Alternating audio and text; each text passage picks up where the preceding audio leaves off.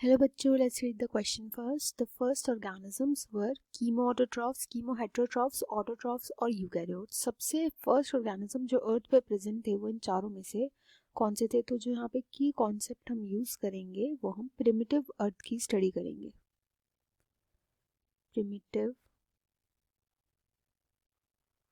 अर्थ की कंडीशंस देखेंगे. देखो प्रिमिटिव अर्थ पे हुआ क्या था कि बहुत सारी गैसेस प्रेजेंट थी. उनमें से मेनली थी मीथेन हो गया, अमोनिया हो गया, हाइड्रोजन हो गया. एंड ये हाइड्रोजन जो था ना ये सबसे ज़्यादा प्रेजेंट था, तो इसने नाइट्रोजन के साथ कंबाइन करके अमोनिया बना लिया. कार्बन के साथ कंबाइन करके इसने मीथेन और कार्बन डाइऑक्साइड भी बनाई थी.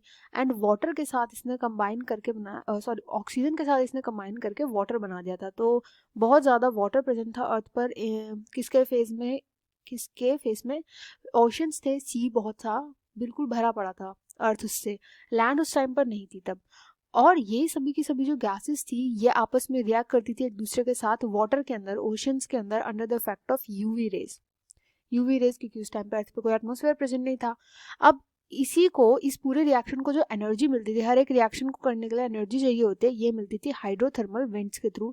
हाइड्रोथर्मल वेंट्स ऐसे वेंट्स होते हैं जिनके थ्रू बहुत गर्म स्प्रिंग्स जैसे होते हैं. हाइड्रोथर्मल वेंट्स बहुत ही ज़्यादा गर्म जो होती है, एनर्जी वहाँ से निकलती है, हीट वहाँ से बहुत ज़्यादा प्रोड्यूस होती है. एंड हाइड्रोथर्मल वेंट्स उस टाइम पे अर्थ पे बहुत एक्टिव थे एंड ये एनर्जी प्रोवाइड करवाते थे इस रिएक्शन के लिए.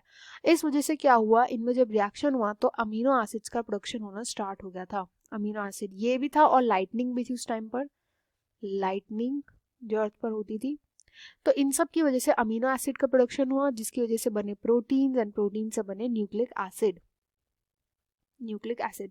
अब देखो बात करते हैं फर्स्ट ऑर्गेनिज्म. तो फर्स्ट ऑर्गेनिज्म जो अर्थ पे प्रेजेंट थे उन्हीं से आज डाइवर्सिटी होकर के प्रेजेंट के जितने भी ऑर्गेनिज्म है वो सब बने हैं. बट अगर हम फर्स्ट ऑर्गेनिज्म की बात करें तो इनके पास फूड तो था ही नहीं. ये हेट्रोट्रॉफ्स तो हो ही नहीं सकते थे. इनको होना पड़ेगा ऑटोट्रॉफ.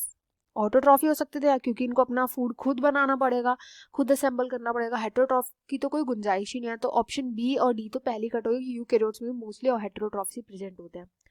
अब बात आती है ऑटोट्रॉफ्स में भी कैसे टाइप के ऑटोट्रॉफ्स थे.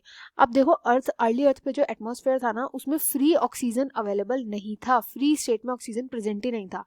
तो ऐसे ऑटोट्रॉफ्स प्रेजेंट थे जो केमिकल्स को यूज करके अपना फूड जो था वो क्रिएट करते थे.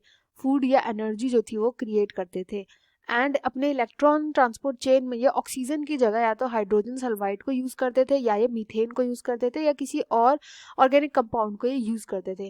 एंड ऐसे ऑर्गेनिज्म को जो केमिकल्स को यूज करते हैं ऑक्सीजन की बजाय, इनको हम बोलते हैं केमी ऑटोट्रॉफ्स. तो केमी ऑटोट्रॉफ्स होते हैं ये. इस क्वेश्चन का राइट आंसर ऑप्शन ए हो जाएगा. Hope you understood well. Best of luck and thank you.